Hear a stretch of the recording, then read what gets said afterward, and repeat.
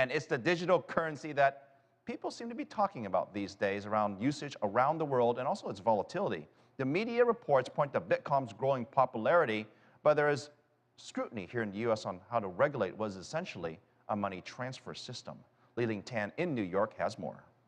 Ryan, I'm going to need some busting kneecaps in a moment. Can you be escrow?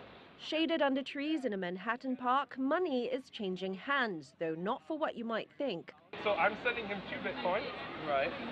And he's going to give you cash 205. Most wearing t-shirts and jeans, these are traders betting on the digital currency Bitcoin. And Union Square Park is to them what the New York Stock Exchange is to traders in suits. I think what we're seeing with Bitcoin is a tremendous outcry from a latent demand that has kind of existed in everyone, which is the desire for an apolitical currency that can be used all over the world and cannot be stopped. But should it be stopped? Bitcoin fans hail the decentralized virtual currency, but critics say it is dangerous. That's because while Bitcoin can be used innocuously to buy and sell consumer items, it can also be used for criminal activity, such as money laundering and illegal narcotics. It's also been reportedly used to skirt sanctions like the ones imposed on Iran.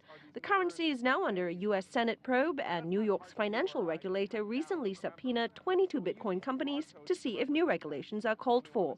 Technology entrepreneur and business analyst Ari Zoldan cautions against investing in Bitcoin and questions its long-term viability. I'd say it's probably a very high-level experiment now, and until the proper infrastructure is in place, I just see it as a trend right now and something that's a real big fad, and certainly a lot of fun to play with. But in terms of actually taking the currency seriously and building confidence with the consumer and the end user, I'd say it's a very high-level risk. Apart from the legal arguments, what about Bitcoin's usability? Remember that $205 deal at Union Square Park? Here at the Bitcoin exchange, transactions often take about 5 seconds to complete, but the last transaction took about 20 minutes before it completed, and therein lies part of the problem. The biggest obstacle to Bitcoin's success appears to be Bitcoin. The turnout here was a minimal 8 people, and not everyone was trading. And my attempt to trade 10 cents using my iPhone was unsuccessful. Bitcoin may be growing more popular around the world, but even fans concede that this 4-year-old currency is still a work in progress. Li-Ling Tan, CCTV, New York.